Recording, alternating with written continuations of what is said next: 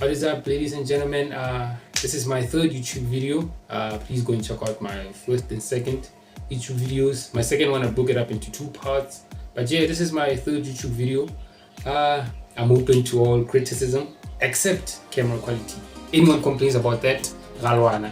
And yeah, welcome to the truth about medicine, what you need to know before you study medicine. And yeah, let's get into the video. What is up, YouTube? It's your one and only Sam Mars, and welcome to my YouTube channel.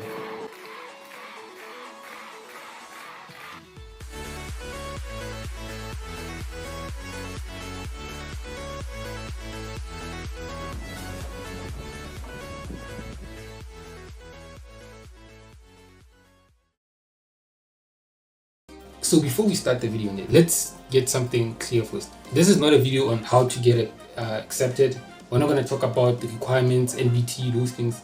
I feel like there's so many videos out there that talk about that. This is just, I'm basically going to just cover one fact, which is the most important thing to know while you're studying medicine. I'll cover other things later. If this video or if my YouTube channel is successful, later we'll cover stuff like how to get accepted into medicine, what NBTs are, and how to ace your NBTs. Those kinds of things, they're gonna come with time. But for now, guys, one step at a time. So yeah, what is important in medicine?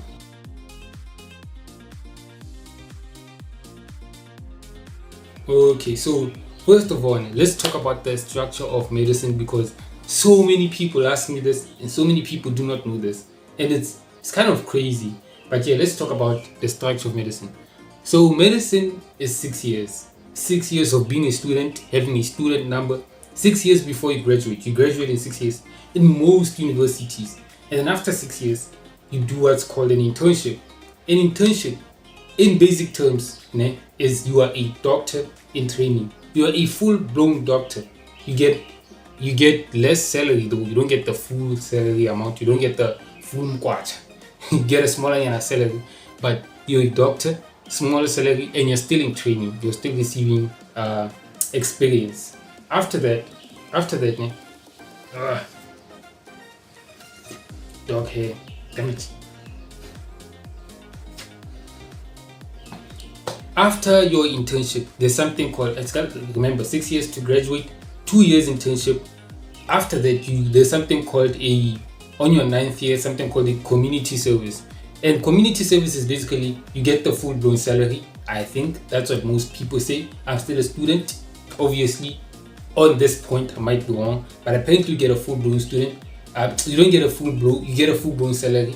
And then community service is basically, you're a full-blown doctor, but you work for the government. Remember, doctors, you can kind of choose where you want to work. You can kind of choose, I want to work in private, I want to work in public, I want to work at my own practice.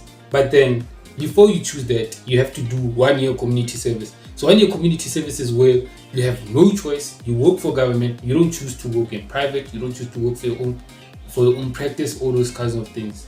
So yeah, and then after community service, you become what's called an independent doctor. That's where you can choose my khatel. Whether you want to leave medicine, it's up to you, son.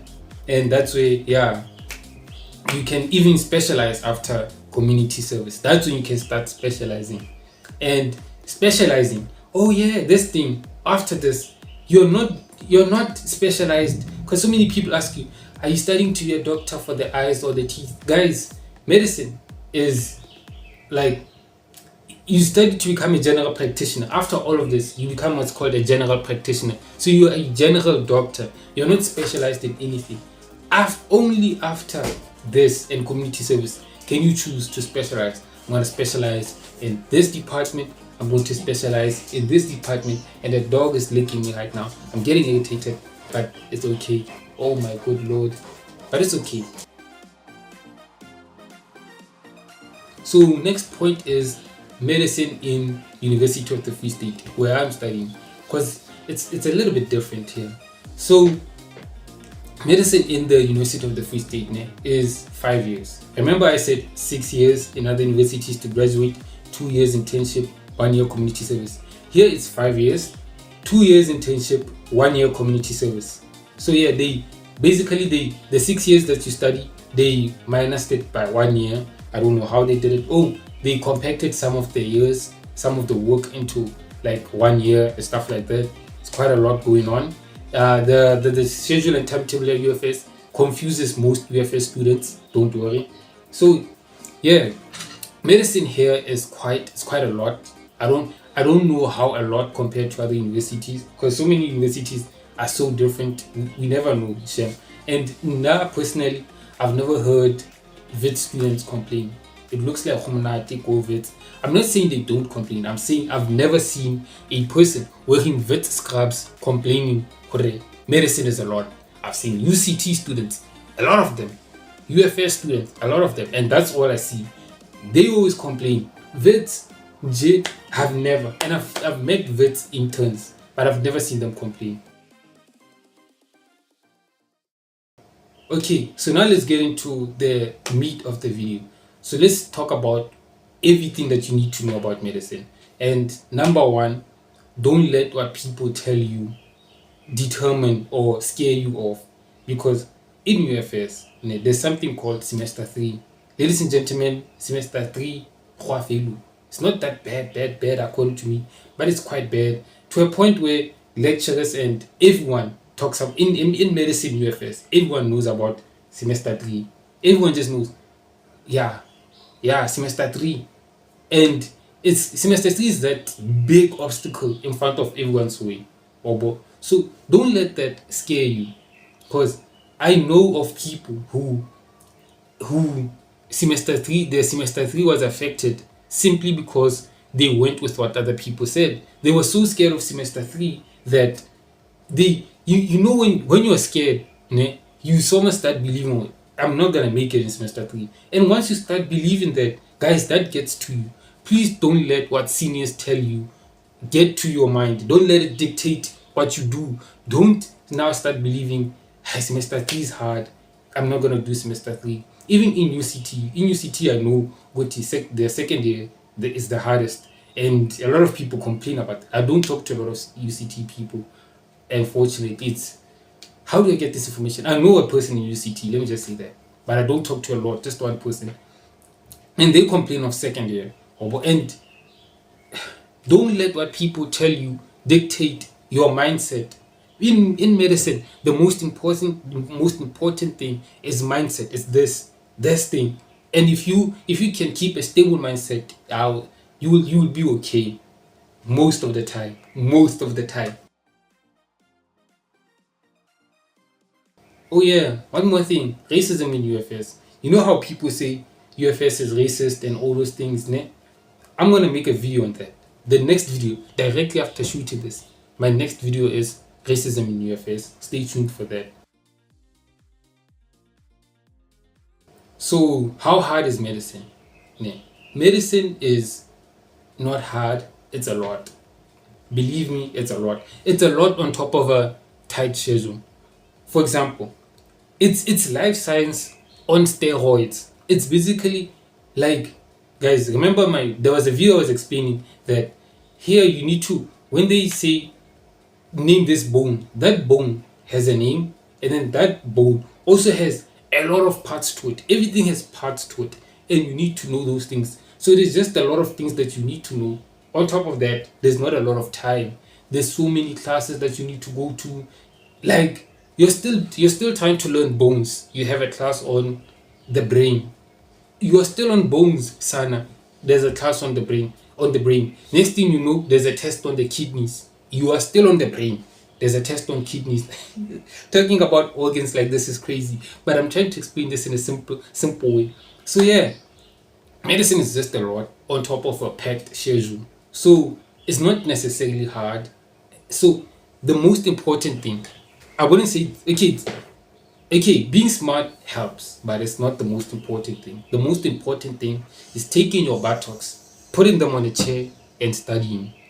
They call it ABC, apply buttocks to chair. So, like, it's genuinely studying. You could be smart, but because you don't study, it doesn't help. They say all people who are doing medicine are top achievers. I kind of believe that. Most people that I talk to, they were all top achievers in school. But let me tell you, that Khan and Hiso, everything's going down Hiso. So you see, top achievers, most of them, they are smart, or different degrees of smart, but most of them are smart. What determines whether you make it or not is whether you study or not. And it's not about how much you study, it's about how you study. There's no use you study like for 5 hours, but then the way you're studying doesn't make sense. I'm going to talk about that a little bit later. I was just going to talk about these people who think being smart just determines everything. Ne? Let me tell you, ne? I've met people who are smart but they don't study. I almost said I'm one of them. I'm not smart, but I've met people who are smart but because they don't study, they don't achieve as much as they can, but they're smart. And then there's people who, I'm not going to say they're not smart, they are smart, ne? But they're not as smart as these other people. Because these people who are smart, these are people who can look at a paragraph once, done. That paragraph is in. Then there's people who need to read the same paragraph 5 times. And then only then do they understand the first sentence of that paragraph. I am one of those people sometimes. I'm one of the people. I need to read something a couple of times. So you see, there's different degrees of smartness to this. But the people who need to look at the paragraph 5 times because they study, because they sit, because they apply buttocks to chair, they are the ones who end up achieving more. So it generally depends on studying, not necessarily smarts. But we need to discuss studying a little bit later. So yeah, next point. The next point is it's not about how much you study, it's about how you study. So let's talk about these people who study a lot. Ne? These people who study a lot, there's also people who study. There's people who are like robots, people. At night, both there's people I suspect these people are robots. They study a lot, but then they don't achieve as much as they should. And sometimes you find Uguti, it's how they study. Lena, I note the way I study is wrong. I don't know what's wrong with how I study, but something is wrong. So yeah, how you study determines it. I know of someone who was struggling with a certain module. Module is like a subject. For those who don't know, I know if you're in university, you know, but guys, being holistic. So yeah, someone who was struggling with a certain module, and then they spoke to a lecturer, and then the lecturer said, "No, you're studying the module incorrectly. This is how you study it. You approach it like this. You focus more on diagrams. You focus more on this." And then after that, the person did better in that module. So you see, it's not about you can study for 5 hours. It doesn't matter. It's about how you study. So look at past papers. Look at how the lecturers ask questions. Look at that. Look at whether how you study, whether it's effective or not. Don't look at and also don't look at what other people are doing. Work with your own rhythm. And now I study with loud music. I need to move when I study. You see what this chair is doing. I study best when I have a chair that does this, that moves like this. So I have my own rhythm and pace of studying. Other people have their own rhythm and pace. So work at your own rhythm. Please don't let, just because you see someone being a robot studying 5 hours, now you're gonna attempt that. You work at your own pace, rhythm, and yeah, guys. So please don't compare yourself to other people. Please work at your own pace, own rhythm, and that's because another thing. Some people, not generally, those people are robots. There are people who study the same thing. Okay, let's say they study the whole curriculum 2 times. They study and they revise. I have never revised in my whole entire life. I study something because I don't have time to revise. Some people study, I don't know how they study. They study effectively. They study in such a way that they have time to revise. But I don't want to compare myself to those people. But those people, they get 90%. And I'm happy with my 60s and 70s sometimes. But now I'm happy, Shem, I'm happy with my marks. Because if the moment I put pressure on myself to study like the people who revise, there are people who, I don't know how they do it. In one sitting, 5 hours, study. I've done that. And when I did that, for like, I think it was 3 weeks straight, we had so many tests. So I was like, there was a week we had so many tests, and I'm like, you know what, I'm gonna study. I'm an A student. Sure, I was an A student. Sure, I studied. Studied. And then the last 3 days of that week, I couldn't study anymore. My battery was finished. And then those robots, they can still study despite studying for 3 weeks. It's like these people study their whole lives. They were born studying. There are people who are crazy. Okay, they're not crazy. They're actually, what they're doing is well. I'm so sorry if you're one of those people. But yeah, there's people who can study, guys. Last 3 days of studying like that, I couldn't study. And we had a test. Let's see, we had a test that I had to study for. Now I gave up for that test. I couldn't study. I said, God, that test, Nje, I almost saw, like, I gave up. That test I didn't study for it. I gave up, Nje, because I was trying to copy other people, and then my battery just went out completely flat. I am not a robot. I'm a person. I get burnt out if I study too much. So yes, you too, you are not a robot. Please work on your mental health. Please work on your energy levels. If you can get a time to rest, if you can get a holiday where you can visit home, doch. And I'm not home at the moment. I'm supposed to be home. I'm supposed to be recharging my battery, because yeah, it's gonna get hectic next year. But here I am in an estate somewhere in the Free State. If you watched my previous videos, you know what the reference is about. But yeah, here I am in the Free State, somewhere in an estate. So please watch your mental health. Please watch your energy. Please work on your energy, and don't copy other people. I hope this one message, if others their fate, or don't copy other people. And also, please, like I said, mental health and emotional health as well. I feel like people forget emotional health, because in medicine will test you spiritually, it will test you emotionally, it will test you financially. You mur mur hey. Guys, you have to buy stethoscopes worth 3,000 rand. My allowance is not even 3,000 rand. A stethoscope is 3,000 rand. Textbook is 1,000 rand. Imagine. So work on your, financially those things, don't worry too much about them. Worry, but not too much. What you need to work on is your emotional health, because there's going to be times when you're gonna feel like you want to give up. So many times. There's 3 months ago, for me to be in this estate was because I gave up. Oh my good Lord. That story later. So yeah, now there was a time when I'd given up on medicine. I was like, it's over. Shame, God, I take this degree. I don't want it anymore. And then, yeah, God just reminded me, no man, it's not over. It's not over till I say it's over. Yeah. And what's funny is that the thing that got my emotional strength back was seeing patients. In fact, I also need to make a video about that. Was seeing patients. I enjoy seeing patients with everything in me. There's nothing more fun than just these practicals, working with patients at the hospital. So yeah, work on your emotional health. Sometimes you believing you cannot do it is what affects you. Like, it's crazy, guys. Like, if you start believing, I cannot pass medicine, like, it gets to you, ladies and gentlemen. It gets to you. So please work on your emotional strength. Some people, it's like they don't have emotions. Kill robot, don't you? Some people, they have weak emotions. There are people with 90%, Mara. They cry still. I've seen a person crying. Sam, I feel like I didn't cover everything. That person gets 90%, number one. That, I swear this is a true story. Is it 90? Okay, 90% is far straight, but 80%, basically, 80%. That person told me I covered this thing 3 times. I haven't touched it at all.